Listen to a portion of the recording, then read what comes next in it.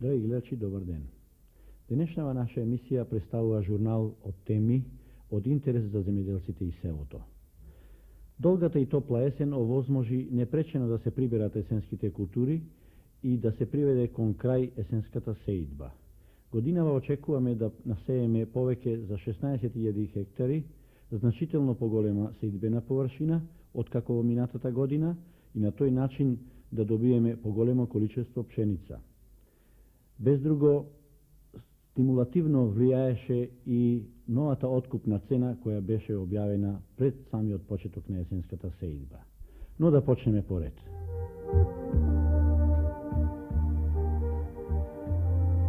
Жетвата на Оризот заврши. И веднаш да кажеме дека се добиени надпросечни резултати на приносите. Од посеаните 8.800 хектари пожнеани се околу 45.000 тони оризова арпа, од која ќе се добијат над 26.000 тони бел ориз, доволно за подмирување на потребите на половина Југославија. Просечните приноси од околу 5.000 килограми по хектар обезбедуваат рентабилно работење под предпоставка и откупната цена да биде реална. Меѓутоа, што се случува годинава? Според спогодбата на групацијата за производство, откуп и пласман на оризот, утврдени се откупни авансни цени за белиот ориз од 15 динари, а 9 динари и 10 пари за оризовата арпа. Производителите, очигледно незадоволни од овие цени, оризот не го продаваат. Откупувачите, организациите на Сдружениот труд, земјоделските задруги и другите откупувачи од Кочанско, ја покачија само иницијативно откупната цена на 17 динари и 75 пари. И така, прометната игра со оризот започна. Оризот денес се откупува и по 22 динара. Откупот го вршат и прометни организации од другите републики, дури и од далечна Словенија. Се откупува и дење и под закрила на ноќта. И имаат сметка да го откупуваат поскапо, зашто маржата од 5% од постигнатата откупна цена им обезбедува и поголема добивка. Тоа им го овозможуваат и законските прописи што ја регулираат оваа област. Додека трае неизвестноста дали ќе бидат зголемени откупните цени, дивиот откуп продолжува и на тој начин се допринесува да се нарушат бавно и тешко стечените кооперативни односи на индивидуалните производители со организациите на Сдружениот труд од Кочанското подрачје и дестимулативно влијае врз процесот на здружувањето и на крај да кажеме дека се нарушува и авторитетот на самоправните спогодби.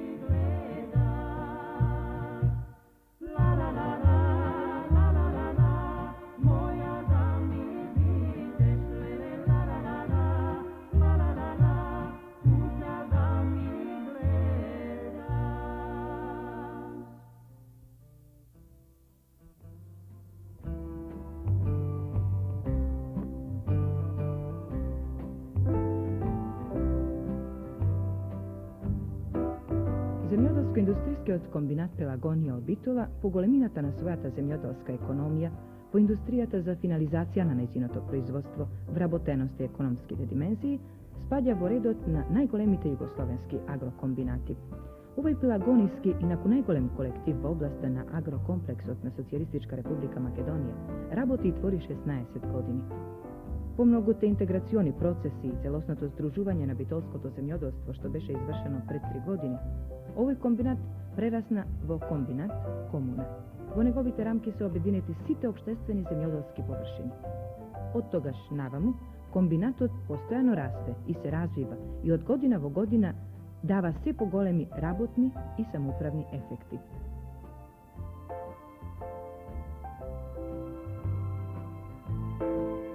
Привршува една година која се одликува со извонредно добри производни, а исто така и финансиски резултати. Ваквата состојба, добрите резултати, сметаме дека се резултат на повеќе фактори. Пред се имавме една сосема нормална година во климатски однос. Во досегашното работење сите негативни моменти уочени во организацијата на комбинатот се постепенно отстранувани. Така да влеговме во еден дел и со освежена организација во оваа година. Покрај тоа, исто така, голем придонес сметаме дека има и преструктурирањето на соидбениот план на комбинатот.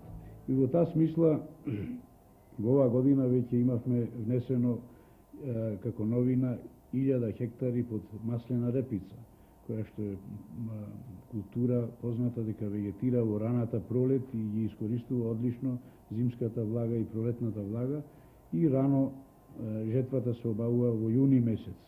Така да е возможна втора култура на тие површини да се користи. Да, во услови на наводнување исто така можна е и втора култура. Втор представник на овие култури е јачменот. Јачменот годинава од многу причини. Една причина е заради тоа што има пократка вегетација, меѓутоа јачменот беше како елемент кој што внесен, како елемент кој што ги решава и проблемите на исхраната на стоката. Затоа што во услови на скапа пченка влечкана од Војводина, ние моравме да се снајдуваме со некоја своја производња. Јачменот во таа смисла во голема мера придонесе. Така да ова година од производството на околу 10.000 тона вкупно производство имавме осетно подобрување во исхраната на стоката. Познато е дека постигнавте многу високи просечни приноси кај пшеницата. Да.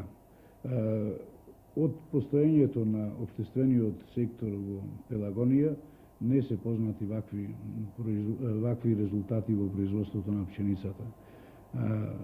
Овде, да не се разбериме погрешно, се мисли на сите површини. Да. ЗИК Пелагонија некогаш имаше и далеку поголеми просеци, меѓутоа на далеку помали површини. И поплодни почви, разбира се. Се разбира. Просекот е 4700, а какви имавте рекордни приноси на поотделни парцели кај пшеница? На поотделни парцели имаше и 6700 килограми и повеќе. Се југословенски рекорди. И производството на шеќерна репа во оваа година е извонредно добро. Извадената репа досега покажува дека имаме веќе просечен принос над 5 вагони. И најверојатно очекуваме до крајот на бербата дека тој принос ќе се задржи. Така да и ова производство е едно од поретките во споредено со миналите години. Од областа на сточарството можеме да не сме докрај задоволни, на некои релации имаме доста добри резултати, особено со новата програма во овчарството можеме да бидеме сосема задоволни, меѓутоа во говедарството имаме одредена стагнација, тоа најверојатно е како резултати на нарушувањето на паритетот. Да, нереалните откупни цени на производите од... Тоа секако дека имаше еден одраз и во млекопроизводството, така да забележена е одредена стагнација во говедарството. Индустријата е исто така доминантна гранка во вашиот комбинат. Можеме да бидеме... Неколку збора да не запознаете како е состојбата таму. Освен два објекти кои што можеме да ги издвоиме, тоа е фабриката за шеќер, за која е доста позната. Имаме една позната причина на јавноста, тоа е недостигот на шеќерна репа. Не можеме да зборуваме дека ќе има добри резултати, а исто така и ново интегрираната фабрика за конзерви е исто во тешка положба и во текот на оваа година не ќе може да се извлечи. Меѓутоа, ние сме кој во прашање овој објект во напон да изнајдиме соодветни решења кои што во идната година треба да се предложат и да се со тоа да се изнајди трајно решење. Додека другите објекти во индустријскиот дел во оваа година забележуваат исто така добри резултати.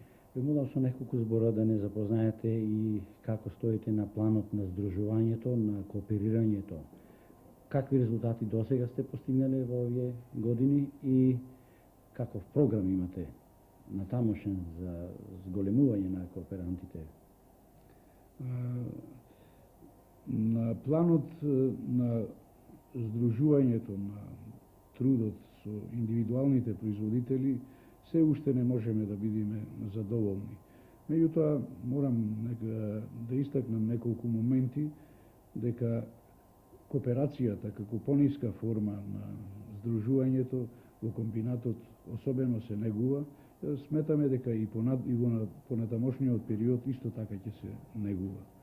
Во досегашното работење на планот на кооперацијата можем слободно да речем дека имаме постигнато извонредно добри резултати. Особено млекарата со пласирањето и кредитирањето на околу 220 крави. Да, овие познати мини фарми, така наречени. За тоа јавноста е во прилична мера запознаена. Исто така, покрај тие мини фарми, одобрени се и реализирани доста кредити и од други области, како од областа на овоштарството, делимично лозарството, овчарството исто така. Сега во последно време правиме покушаи да се направи нешто повеќе и на планот на свињарството. Имате еден многу добар резултат постигнато во селото Егри во смисол на стимулирање производството на шеќерната репа, на тој начин што давате механизација, пригодна механизација за производство на репа. Па видите, на планот на механизацијата исто така е многу направено. Меѓутоа, како една нова форма која што треба вака, по моје мислење, да се пропагира малку, е доста добра и успешна работа, така наречената машинска заедница, што се роди првпат во селото Егри околу механизацијата за производство на шеќерна репа. Имено се работа за здружување на неколку производители за набавка на една машина која што во тој случај далеку порационално се користи отколку ако е во посед на поединци и се поевтинува производството. Овој пример сметам дека треба и на другите релации да се следи, а особено во производството на кравско млеко во врска со прибирањето на фуражните култури. Силокомбајните, например, би биле добро да се набавуваат по таков основ, да се здружуваат во машински заедници индивидуалните производители. Се е поголем интересот за подигање на овошни насади, како во организациите на Сдружениот труд, така и кај индивидуалните земјоделци. Затоа ние повторно се навраќаме на проблемот на овоштарството, на тема карактеристиките на современото овоштарско производство. Време е за подигање на овошни насади, би рекол најпогодно време, и затоа ние дојдовме во Заводот за овоштарство на консултација да се одлучиме за кои овошни видови и сорти и кои системи на одгледување. Ние сакаме да го замолиме професорот доктор Борис Ристевски да ни каже за поновите концепции во овоштарската наука, што нуди овоштарската наука, професоре, на овоштарското стопанство, кои иновации во смисол на иновации на нов сортимент и на системи за одгледување. Овоштарството располага со голем број овошни видови, сорти, подлоги и може да се прилагоди на различни еколошки услови, почвени и климатски. Познато е да е овощарството интензивна гранка, да од единица површина се добиваат високи приноси, да е овощието прилично високо се цени во денешно време, има прилично високи цени, како откупни, така и малопродајни. Ценето е похранливата вредност. Рентабилна гранка. За сега во Македонија имаме направено прилично едино со јаболкото. Подигнати се доста интензивни насади, како во друштвениот, така и во индивидуалниот сектор. Меѓутоа, со другите овошни видови сме многу на почетно ниво, а некој не се незастапени. Така, со крушата имаме само неколку плантажи, а исто така и во индивидуалниот сектор е малку застапена, затоа таа култура е слабо се дефицитарна, на пазарот нема доволно, по високи цени се продава. По индустријата се бара исто и таму не можеме да ја понудиме. Дуња скоро немаме ниво друштвени, ниво индивидуален сектор. Кај сливата имаме доста сорти и новитети кои би биле интересни и за свежа консумација, и за правотка, и тие не се внесени. Потоа имаме и други нови култури кои до сега не се кај нас воопшто застапени. Например, тоа е кинеската урма, или кај нас што е во народот позната како свирка. Таа култура во Азија прилично е застапена, иначе се одликува со голема отпорност на ниски температури, издржува минус 30, минус 31, а исто така и многу високи температури, плюс 50, издржува суши, тоа е скоро најотпорно растение на суши, цути во мај, јуни, така да избегнува сите можни пролетни слани, редовно раѓа, инаку плодот е многу богат на хранливи материи, на јагнени хидрати, шеќери и на витамини. Колку витамини содржи? Преку 1500 до 1700 милиграми на 100 грама свежа маса. Тоа е, значи, во споредба со лимонот.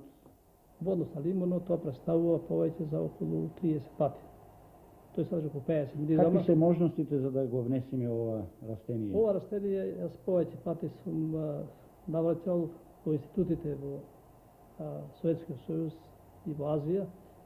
Пред 2 години имам пренесено со калем и накалемено кај нас, така да веќе имаме од него растенија. А кај нас имаме во Македонија и една примитивна дива сирка која дава ситни плодови. Да. Таа ја користиме као подлога. Тоа е од родот на кинеската урма. Таа урма. е трнлива и вака е незгодна за работа и за култивирање. Меѓутоа, културната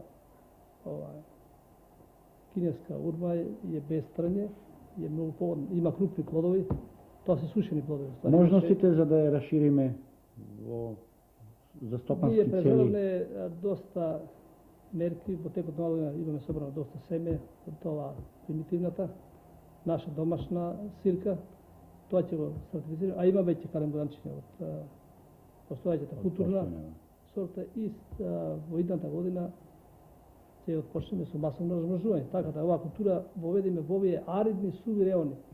Инаку оваа култура може да се калеми и на трнот чалија, Paliurus aculatus латински, а тој трн познато ние дека расти на оние најсуви, најсиромашни терени, каде ние на друга дрвенаста вегетација не среќа. Значи ова се калеми и на таа. Значи тоа е многу перспективна култура. Да се надеваме дека ќе не страдал никакви болести штеточини. Тоа било едно воштие без хемикали, без резидуи, односно едно да се наши лечебно растение. Во Азија користа покрај хранливата вредност за лечење на доста заболување на внатрешните органи. Покрај оваа култура, гледам овде ни презентирате и одредени сорти бадеми. Со што се одликуваат овие сорти бадеми? Бадемот кај нас, како што знаеме, е познат као така примитивно некалемено растение произведено со семе, а нашите бадеми цутат многу рано, јануар, февруар и обично стават проектни мрази, додека овие селекции кои ние ги имаме внесено се одликува со многу досно цутање. Овде и во наши услови. Крушите во наши услови не иде во крај на март и април месец, односно дури после прецветувањето на крушите. Ги избегнува проектните слани, тоа е едно позитивно својство кај нив. сигурна родност, а од друга страна се одликува и со квалитетни својства. Лушпата е обично мека, така да може да ја скрши слободно со рака. Да. Има голем процент на јатка, негде преку 70% кај некои сорти и типови. Тоа е сортата ароматичен, а ова е сортата non-parei, калифорнијска сорта. А дали ги имаме веќе размножено и може ли да се користат уште во оваа сезона за садење на овошни насади? Овие сорти пред 10 години ја внесено околу 30 сорти од оваа серија каснocутни и квалитетни сорти, а од нив изабравме ни едно 5-6 кои се за наши услови се покажаа најдобри, а ги испитавме во условите на Тито Велес, Скопско, на 2 локалитета и во Кавадарци. Така да имаме представа кој од тие, а тоа се тоа е сортата non-parei, потоа ароматичен, кримски, римс и тексас. Тоа се сорти за нашиот подречје. Веќе од оваа година имаме накалемно голем број на садници, пред 50.000 имаме окалемено оваа година. Така да за наредна година сметаме да се премине на едно масовно подигање на насади од оваа култура, затоа што е познато дека ние бадемо исклучиво го увезуваме. Малопродадена цена денес на јатката околу 20.000 динари по килограм. По хектар бадемо без наводнување може да даде околу 1 тон, тоа е 20 милиони динари стари по хектар. А во услови на наводнување може до 3 тона јатка по хектар, тоа е околу 50 милиони динари бруто по хектар. Инаку процесот е исело механизиран, берба, луштење и тие работи. Така во суседна Грчка и дури индивидуалните земјоделци, индивидуалните производители со неколку хектара баде, има целокупна механизација за берба и манипулација. И така да е, тоа е стварно една култура која кај нас обавезно треба што повеќе и побрзо да ја внесеме како во друштвениот сектор, а исто така и во индивидуалниот сектор, бидејќи имаме ние терени непрегледни за оваа култура. По доходност, ретко која култура може така да се пофали.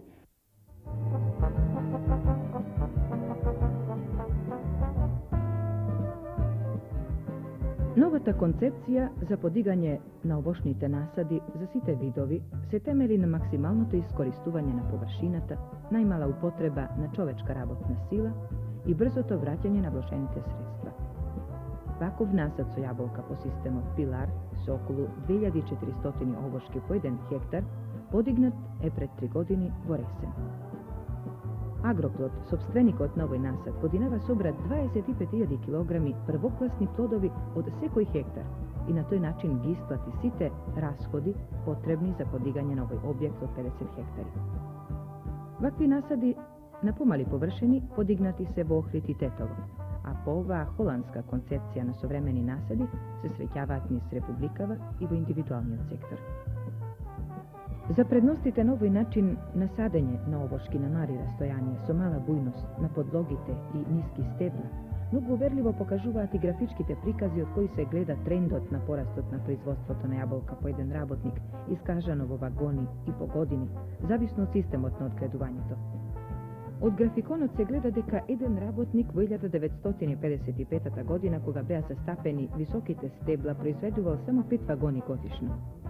1965 година, кога растојанијата се намалија по системите на косата палмета на 10 вагони, 1970 година со примената на вегетативните подлоги на 15 вагони, а денес во современите густи насади, Пилар, Систем и слични, секој работник произведува по 25 вагони годишно и со тенденција на постојан пораст. Паралелно со усовршувањето на технолошките процеси на производството се зголемува и површината која може да ја обработи еден работник. Во 1955 година на тогашните системи со високи стебла 4 хектари, 1975 година 11 хектари, а до 1980 година се предвидува дека ќе може да обработи 14 хектари.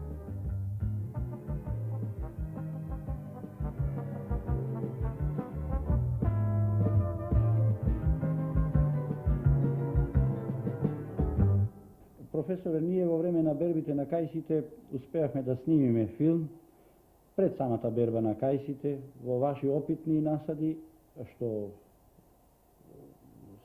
можеме да го следиме на филмот.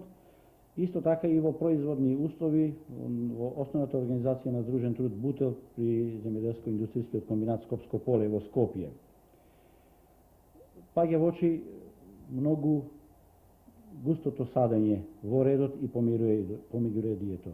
Што ќе ни кажете, може ли и натамо да се саветува да се препорачува вакво густо садење на кајсите? Кајсијата е многу ценето овоштие, едно од најбараните и многу дефицитарно, како за свежа консумација, така и во индустријата. Кајсијата се добиваат најквалитетни сокови, компоти, джемови, потоа таа е одлично сушено овоштие кое има своја важност за лесно транспортирање, за воени услови и многу други предности. Меѓутоа, таа имаше доста проблеми околу прва комплексијата, раното сушење на кајсијата, потоа раното цутење. И до нови проблеми науката работи и прилично има решења. Подос на раното цутење створени се селекции сорти кои цутат подосна, со двете приведени во однос на стандардните сорти. Ние веќе имаме внесено околу 100 сорти кајси од повеќе континенти и во наши услови веќе имаме заклучоци и избор на најдобри сорти за нашите райони. Овие колекции ги имаме поставено во повеќе райони во Македонија. А во смисол на садењето, на густината на садењето, подос на по единица густината, површина и на приносите, подос на гледаме на филмот обилен род. Густината на садење е едно важно прашање и тука сметам да ние дадовме еден оригинален приод по однос на садењето, по тоа што кајсијата познато е таа се садеше на 7-8 метри, тоа беше нежно класично растојание. Меѓутоа, познато е да таа до 10-та година обично се исушува 30% од насадените овошки, а потоа добиваме многу редок насад и воопште не може да се добија очекуваните приноси. Пред основа на тие соредување, ние кајсијата ја односно ја подигаме сега на многу помало растојание. Став имаме да во плантажните насади, таа се сади 5 метра ред од ред, а во редот 3 до 4 метра, во зависност од почвените услови, во зависност од агротехниката, односно дали има наводнување и така. Со овој склоп веќе сме подигнале насади кои се во род, тако насади на господарство Бутел, кој е во пета вегетација, и таму при овој склоп во пета вегетација оваа година имаше принос 20 на хектар продадена кајси. Ако се смета тука нешто оние останали количества, тој принос е во секој. Меѓутоа, за плантажни услови, ваков принос од 20 на по хектар, мене колку ми е познато, за сега не сум регистрирал, не сум прочитал и не сум видел.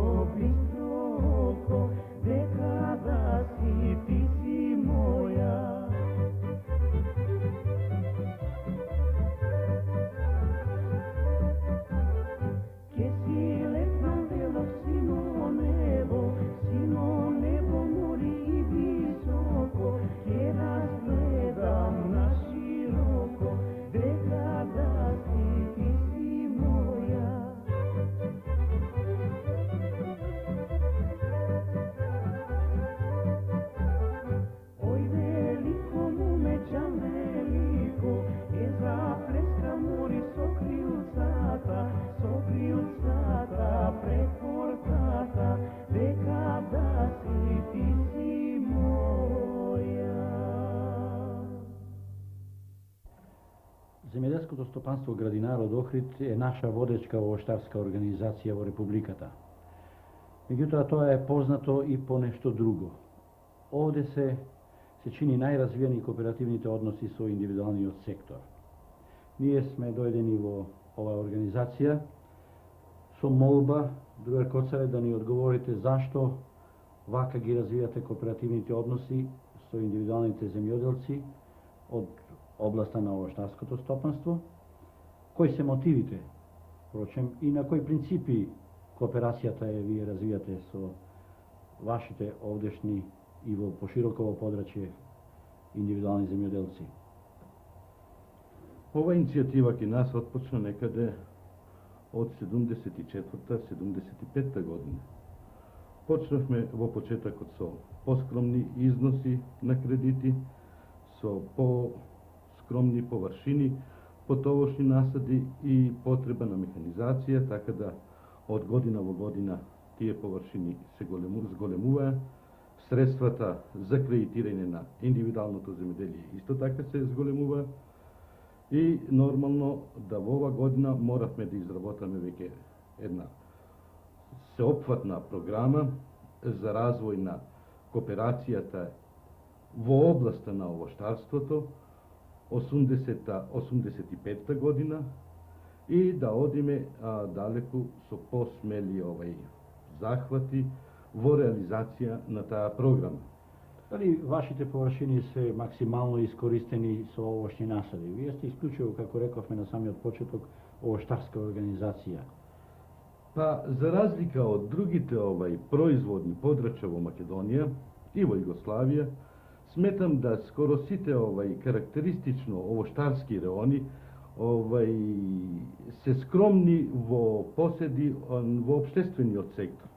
Кај Охрид е тоа најизразито, ние многу мал посет имаме општествен и секако да сите ние наши површини најрационално ги имаме ангажирано, сите производни земјишни капацитети се зафатени и во иднина, ако сакаме да се развиваме како стопанство, да го пратиме развојот на земјоделието во Републикава и во земјава, основна ориентација ни беше да ние ги ангажираме и опфатиме слободните, индивидуалните поседи и да целата ориентација ни биде кон рентабилно стопанисување во таа област, за да можеме навистина утре да ги подмириме сосема потребите од сировини и потребите на нашите прометни организации со кои имаме долгогодишни договори со свежо овошје.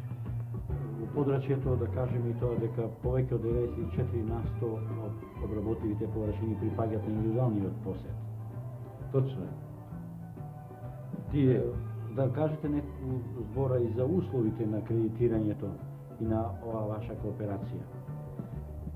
За разлика од другите организации кои се бават со кооперацијата, ние сакавме да го запазиме правиот кооперативен критериум во тие наши заеднички соработки.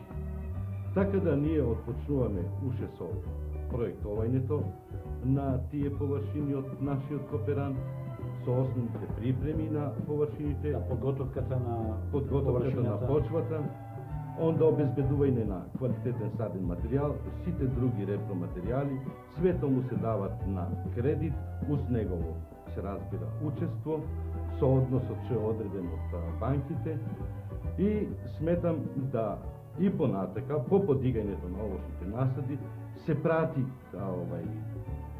тој насад, тие површини кои што се во кооперација и кооперантот отпочнуваат со подмирување на своите обврски за тие засади, насади или механизација од моментот на прородувањето. И обврските ги плаќа по пат на производи.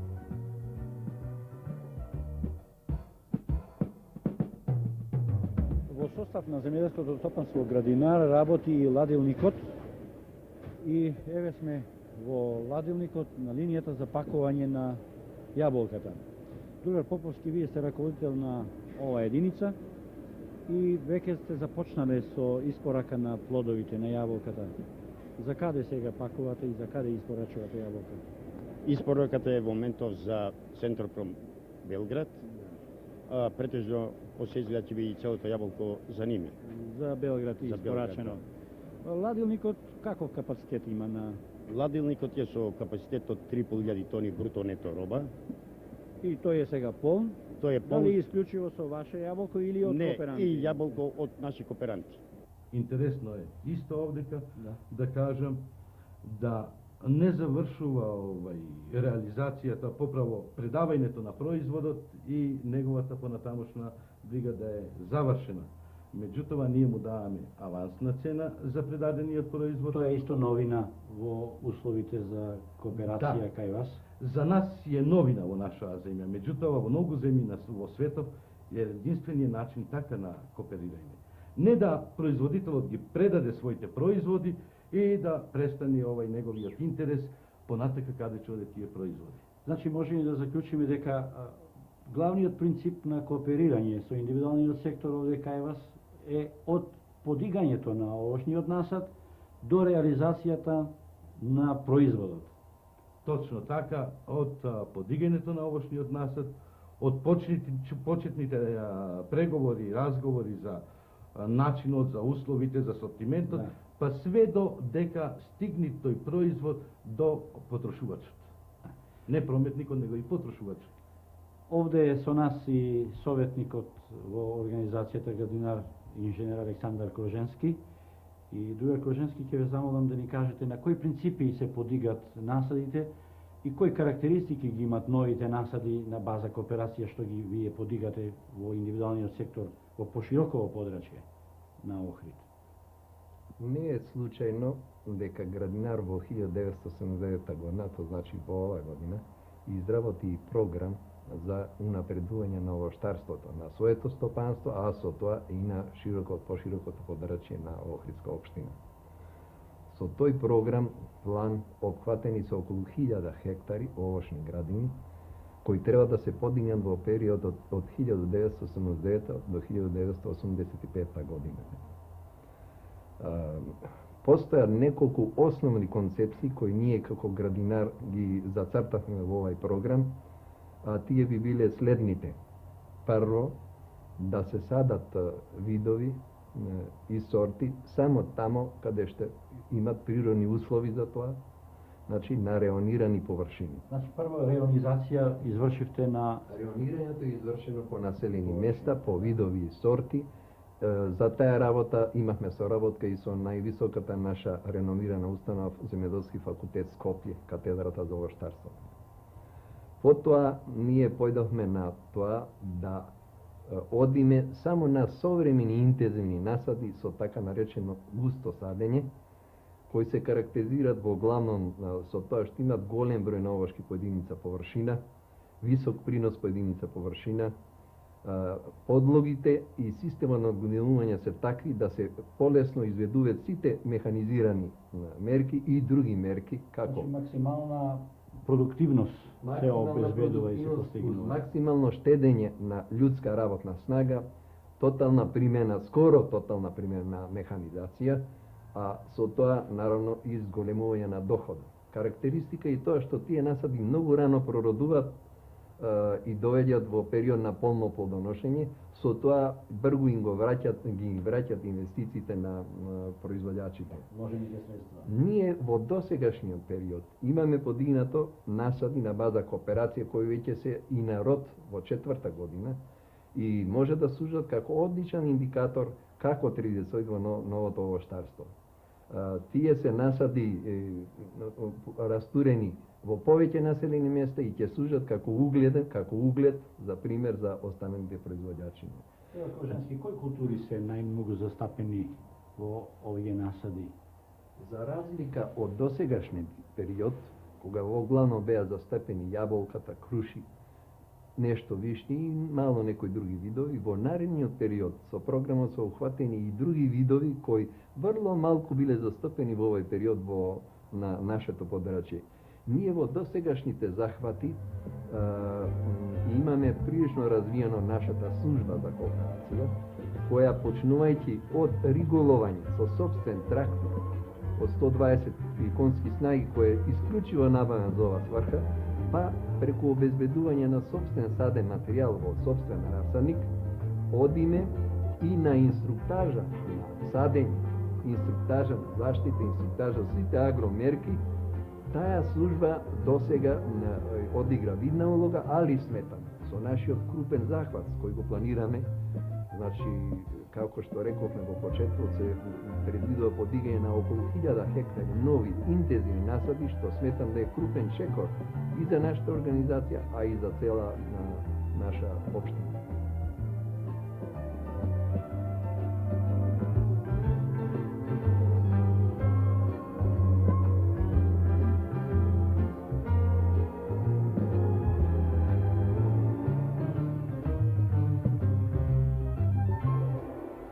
Културната акција на село влегува во својата 6-та година и постигнати се видни резултати. Работата на културно-просветната заедница на општина Прилеп се чини дека може да послужи како пример за добро работење врз основа на постигнатите резултати. За тоа зборува и прилогот на Лилјана Трајковска.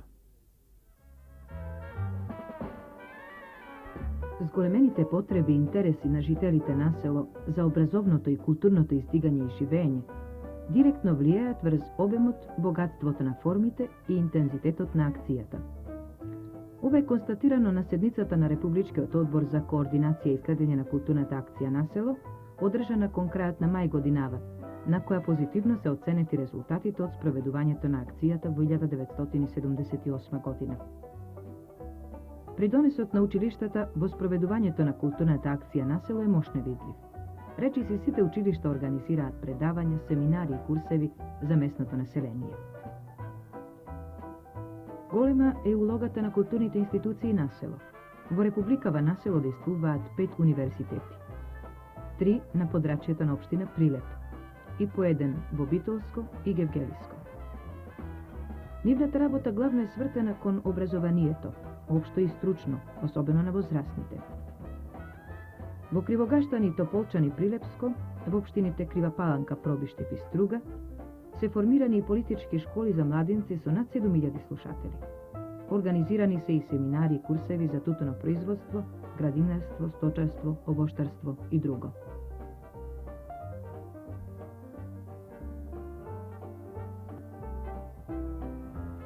Драги гледачи, еве не во село Кривогаштани Прилепско, во Народниот универзитет Светлост. И со нас е председателот на културно-просветната заедница на општина Прилеп, другарот Коле Гарбевски. Другар Гарбевски, да започнеме со констатацијата дека вашата заедница е една од поактивните во нашава република. Која би ве замолиле да ни кажете нешто за поважните активности и нешто околу програмата за наредниот период. Повелете. Од досегашното сознание на планот на културната акција на село на подрачјето на општина Прилеп, можеме да бидеме прилично задоволни. Имено, ова акција, која има една општествена, мобилна задача на ниво на Републиката, последниве 4-5 години покажа изворедни и добри резултати на планот на културата на село на нашата општина. Во моментов кога се наоѓаме во оваа прекрасна местна населба, или да речеме една поголема средина на културен општествен план, Кривогаштани во севкупните активности на планот на културата во општината покажува доста голема активност. Ова населба со својата урбана, со својата економска, културна, образовна и друга дејност заслужува да биде спомната во севкупната наша активност на овој план. Посебно место во ова сето наше ангажирање има и Народниот универзитет Светлост од ова село, која што со својата дејност на планот на образованието, на планот на културните самодејности, на планот на зафатите на марксистичко образование, на планот на потребата на решавање на комунални прашања во самата населба, на планот на дисперзијата на стопанството од Прилеп кон ова населено место, заслужува на посебно внимание од причини што Кривогаштани покрај овој универзитет има една стопанска организација како составен дел на Трудишки комбинат, тоа е основната организација на Дружбениот труд Слога. Потоа имаме дислокација на фабриката за чевли Борка Левата, која е во тек на изградба и до крајот на годината сметаме да оваа организација почне со работа. Во овој погон, во оваа основна организација на Дружбениот труд од фабриката Борка Левата за чевли, сметаме да се работат околу 100 младинки кои што во моментов го посетуваат тој курс за обучување за утре за своето работно место. Накаму дејноста на Народниот универзитет Светлост, како што спомна на почетокот, ни дава една голема гаранција дека во натамошниот период на планот на културните самодејности многу ни дава една гаранција за еден квалитет.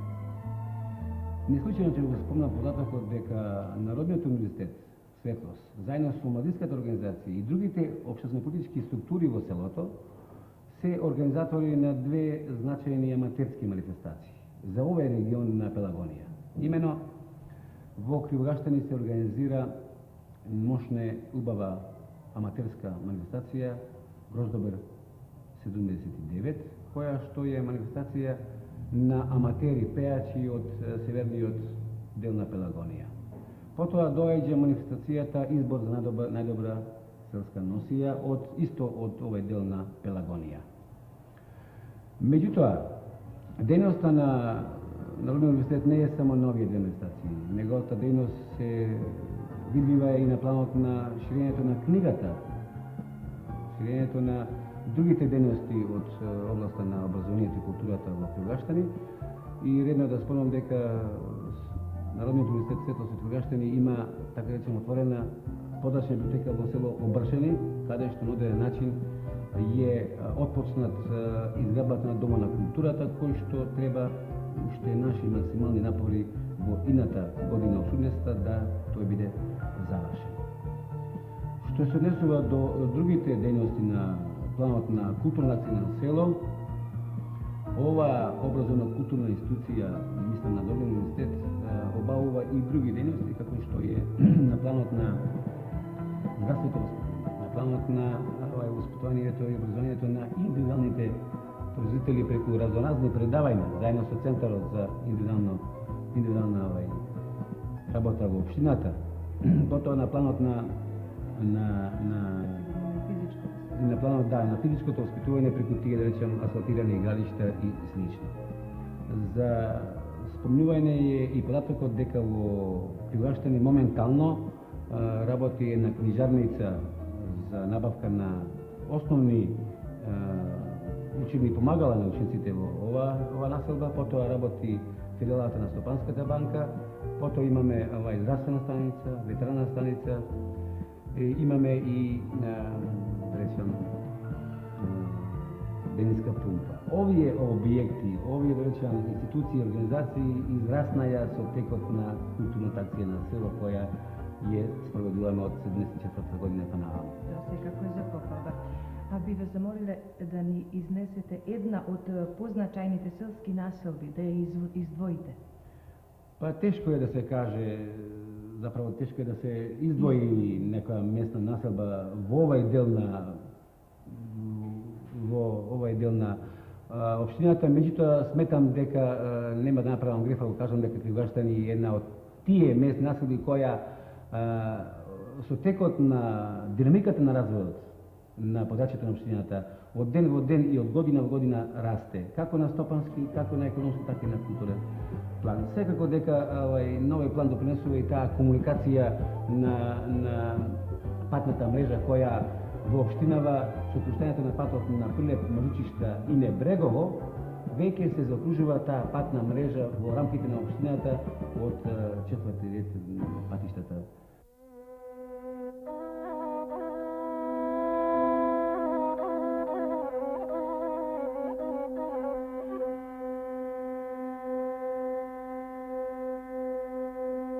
Ова е селото Долнени крај Прилеп во еден летен ден, закитено со цвеќе и знамиња. Се одржува традиционалниот фестивал на гајди и други народни инструменти. Насекаде се слуша песна и свирка од сите краишта на Македонија. Масовноста на учесници и посетители е одликата на годинашниот фестивал.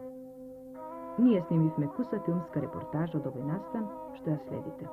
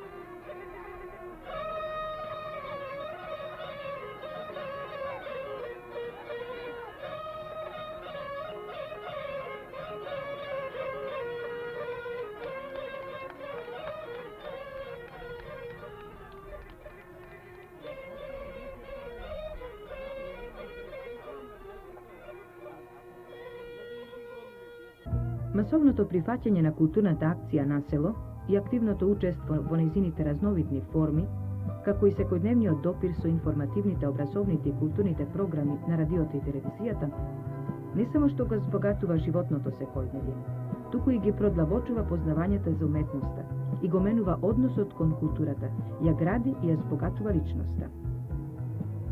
Затоа, културната акција на село во наредниот период треба уште повеќе да се проширува и да се збогатува.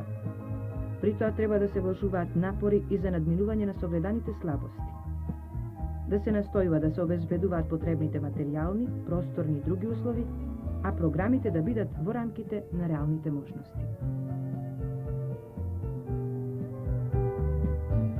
Постојаната мрежа на здравствени институции во кои се обавува општа лекарска практика и детска заштита, патронажна служба за деца, советувалиште за жени и трудници, забарски организации и слично е сместена во 265 селски населби или околу 16% од вкупниот број на населбите колку што ги има во Републиката. Во другите 1294 населби или повеќе од 82% нема. Прилогот што го подготви Лилјана Трајковска зборува за едно настојување на нашата заедница за разрешување на овој сложен проблем. Година и пол во селото Ростуше работи новиот здравствен дом, единствен од ваков вид во нашата република и еден од поредките пошироко во нашата земја. Здравствен дом кој служи за заштита на населението од селските населби. Нашата екипа го посети здравствениот дом за да ве информираме вас, драги гледачи, како работи. Тука е раководителот доктор Блаже Блажевски и ќе го замолиме да ни каже кои се одделенија ги има здравствениот дом и како вид здравствена заштита добива населението од овој крај. Повелете. Здравствениот дом во село Ростуша во својата структура за пруžање на здравствена заштита на населението ги има следните одделенија. Во самото Ростуши функционира ординација за општи прегледи по општа медицина, потоа имаме одделение за акциона програма со домашно лекување, потоа имаме специјалистички служби, тука работи гинеколог, фтизиолог и рентгенолог, потоа имаме хигиено-епидемиолошка служба, завод здравствена заштита, стационар со гинеколошко-акушерско одделение, како и одделение за заштита на децата, каде што се лекуваат деца од прешколска и школска возраст. Тоа е што се однесува за село Ростуша. Иначе здравствениот дом има своји единици на територијата на која делува и тоа медицинска единица во село Маврово, 4 пункта во селата Пилана, Жировница, Студриње и Требиште со постојани кадрови и 2 помошни пункта во селото Лазарополе и Галишник кои служат за сезонски намени. Значи тоа е за подрачјето кое го покрива здравствениот дом. А сега нешто за резултатите од постоењето на овој здравствен дом. Резултатите од постоењето на домот би могле да се сумираат во следното. Тој делува на една територија која што зафаќа едно големо подрачје, поглавите со селски населби, кои се доста раштркани меѓу себе. Значи, како од самиот центар во селото Ростежа, така и од медицинските единици, каде што тие населби припаѓаат. Така да имаме, да речеме, од селото Дуб до Лазарополе имаме една територија од околу 70 километри. Значи, тоа е една огромна тешкотија што пристапите се тешки и делувањето на самите кадрови е отежнато. Би могло многу да се зборува за успесите, меѓутоа само да се осврнеме на состојбата со дојнешката смртност, која порано изнесувала во претходните години и на 200 промиле, така да во 1978 година е сведена на 67, што не значи дека оваа институција е задоволна со овој резултат. Ние ќе настоиме за тоа и понатаму се намалува да дојде до оние цифри кои што би не задоволили. Кога зборуваме за резултатите од работењето на домот, секако треба да го споменеме и раѓањето со стручна помош, која во последните години е во постојан пораст. Така да во минатата година изнесуваше 65%. Исто така треба да напоменеме дека тука работи оделение, акушерско оделение, каде што жените веќе бараат помош и идат да се породуваат. Ради илустрација да кажеме дека минатата година, после отворањето, имаме раѓање од 41 случај, додека сега за 9 месеци веќе имаме 42 раѓања. Така што тој број ќе расте постојано, затоа што населението ќе ги користи услугите и условите на гинеколошко-акушерското оделение во домот. Баш во моментот една екипа наша се наоѓа на вакцинација во село Врбјани. Тоа е негде од патот, мислам, од главната комуникација од далечно 1 сат и екипата која е таму, она мора да оди пешки, да ги обави вакцинацијата и да се врати назад.